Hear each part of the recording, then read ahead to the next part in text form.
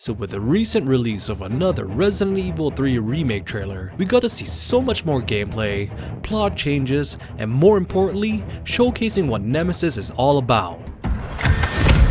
Where you follow Jill Valentine and her struggle trying to escape Raccoon City while being hunted down by one of the Umbrella Corporation's pinnacle tyrants. So in this video, we'll be breaking down what we've learned from this trailer and cover the new aspects they've shown off. Also, we'll dissect what we've seen from Nemesis and compare that to his original version in the classic RE3.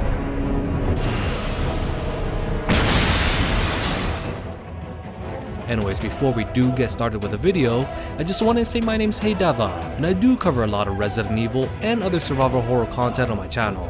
So if you guys enjoy these types of videos, then please feel free to like and subscribe for more content like this in the future, and also possibly adding me both on Instagram and on Twitter, where you guys can message me there personally at any time. Alright, so starting off, let's just go straight into all the new content we've learned from this long-awaited trailer, where they showcase a heavy amount of gameplay while playing as Jill, which primarily had her interact with this new version of Carlos Oliveira, one of the members of the Umbrella Biohazard Countermeasure Service, or UBCS for short, which this moment reflects back to this exact moment from the original RE3. I'm fine.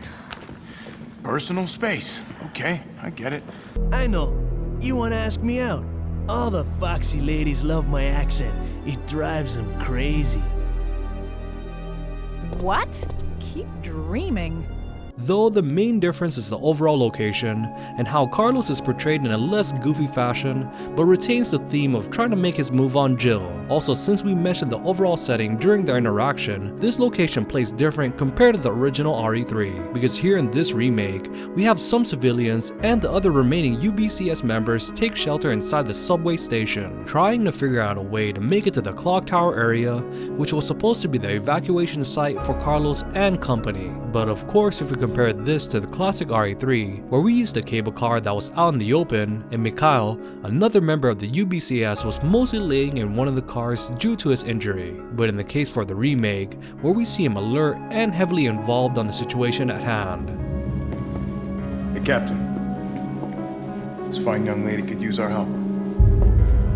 But with all the small changes to the overall setting and character roles, the major highlight will come once we get our first glimpse of gameplay from Nemesis, the tyrant who was tasked by the Umbrella Corporation to take down the remaining STARS unit in Raccoon City. Anyway, so with Nemesis, this trailer quickly answers our question of how fast he'll be during this game. With the distance we saw from this part of the trailer, to him making it all the way and hitting Jill shows that he can clear a distance in a short span. But we'll get into that in a bit more later in the video. Anyways, as we move on to the next several key moments in this trailer, where Nemesis' ability to drag Jill closer to him was heavily focused, which again calls back to this exact same ability that he's shown in his original counterpart. Also, with the RE3 Remake's version, Nemesis does a small pause after dragging Jill closer to him, which is a for sure way for us to have a chance to escape. Though I speculate that this may change in a higher difficulty, and Nemesis may do a game-ending move once he captures you. Also, Nemesis has shown to do his standard tyrant melee attack, which bears a lot of resemblance to Mr. X's and the Damnation Tyrant's way of attacking as well.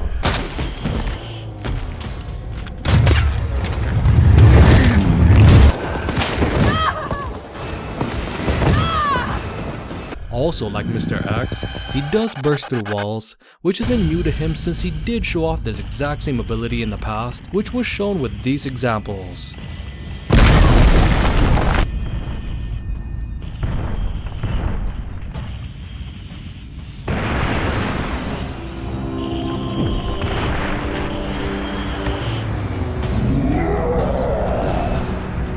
Alright, so next, let's go ahead and talk about his overall mobility, since this is one of the main features that made him so terrifying in the classic RE3, because we knew back then that he was able to outrun us at full sprint. Also, he's able to follow us from one area to the next in some capacity, so here in this new Resident Evil 3 Remake trailer, they for sure did not hide the fact that his mobility will be something that we'll have to deal with, especially with these examples shown here.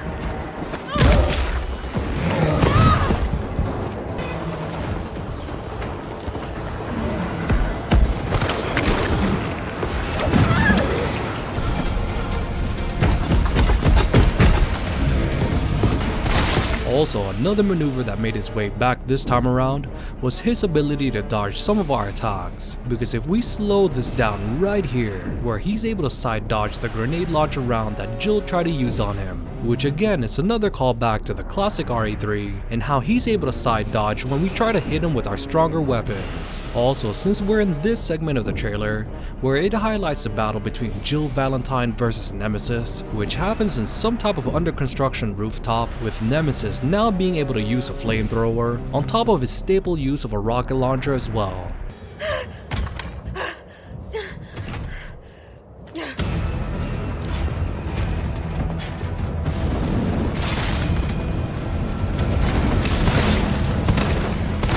Where this time, he's able to cause havoc around the area with a constant stream of flames. Also, if we get too close to him, he'll use the flamethrower itself as a melee weapon, with a key moment will happen once we're able to destroy that fuel tank on his back, causing Nemesis to be visibly damaged from the explosion.